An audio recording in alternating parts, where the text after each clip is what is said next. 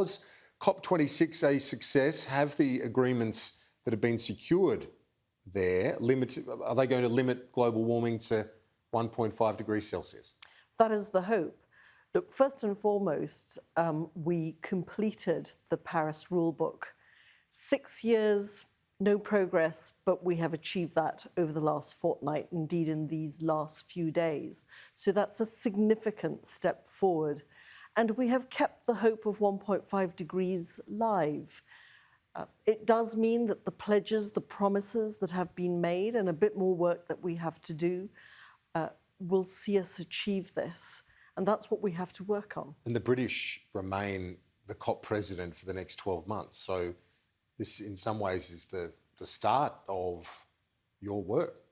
This is true. I think both our president, COP President Alex Sharma, has said that this is the beginning of the end. So it's setting the framework for the work globally we will all have to do, individual countries and collectively, to reach that ambition of net zero by 2050. The text says that it has secured a global phase down of coal-fired power. Your Prime Minister, Mr Johnson, says that has sounded the death knell for coal. Our Prime Minister disagrees. He says there will be people working in that industry for decades to come. He said he disagreed with Mr Johnson on that. So sounds like you've got a few different views to try and manage as well. What is clear is that the trajectory for unabated coal power is set. COP26 has set that.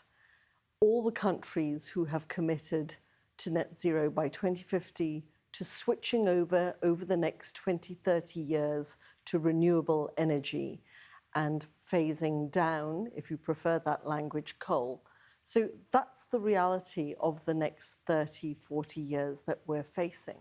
And in that time, it is about the investment, the new technology and the new industries and the huge opportunity for Australia as a net exporter of renewable energy.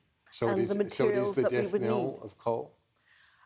The trajectory is set and we will see a transition of how we deliver energy in the future.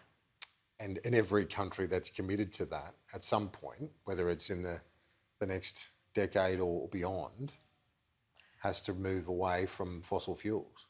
That's written in the text. That is written in the text. And the Glasgow Climate Pact sets all of that out very clearly.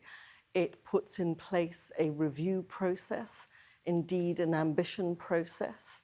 And countries, when they go to COP27 in Egypt in November next year, will return and they will be asked once again to give their projections on how they will achieve the targets that have been set. I'll ask you about that in a moment because that's obviously very relevant to Australia's goals as well. But the Deputy Prime Minister, he says that you've got to read between the lines and countries will only call for an end to something when it doesn't hurt their own balance sheet, essentially. What do you say to that? Look, we all have our own economic interests at heart, but equally we all have the well-being of this planet and our collective future as a top priority. And every nation must make its own judgments and calibrations. That's absolutely right, your sovereign right to make those decisions. But what we achieved at COP26 was a global pact. That is what the Glasgow Climate Pact is all about. And it sets out a very clear framework for how we need to work individually, but how we will work collectively together. Now, on mitigation, the Paris Agreement previously said that every 5 years countries needed to update their nationally determined contributions. This Glasgow Climate Pact has parties agreeing to update those targets more regularly, including by COP27. Yes.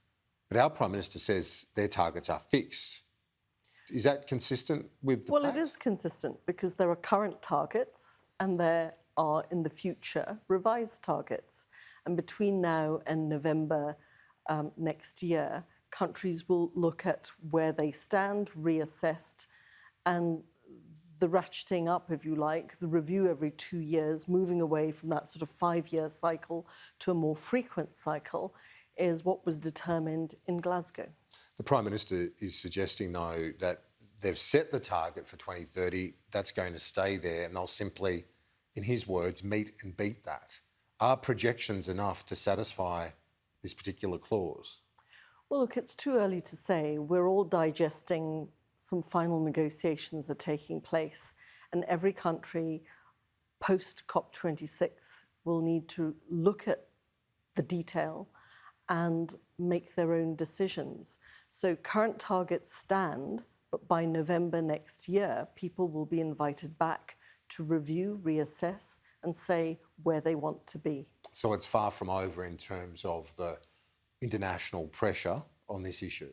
Well, the ambition process has been set out in the Glasgow Climate Pact. So it is there for all nations to look at and determine how they will see that through. On the adaptation finance, countries committed to reaching a finance goal of $500 billion over 5 years. Yes. Is there some scepticism, though, around that, given those countries were unable to achieve the last goal? Well, the goal was to achieve 100 billion every year for the next 5 years. We didn't quite make that 100 billion for each year. So the resetting of that is to achieve 500 billion over 5 years, to build up the momentum, to secure those commitments, to bring more on board. So I think that is achievable, and that is certainly what we have put our names to.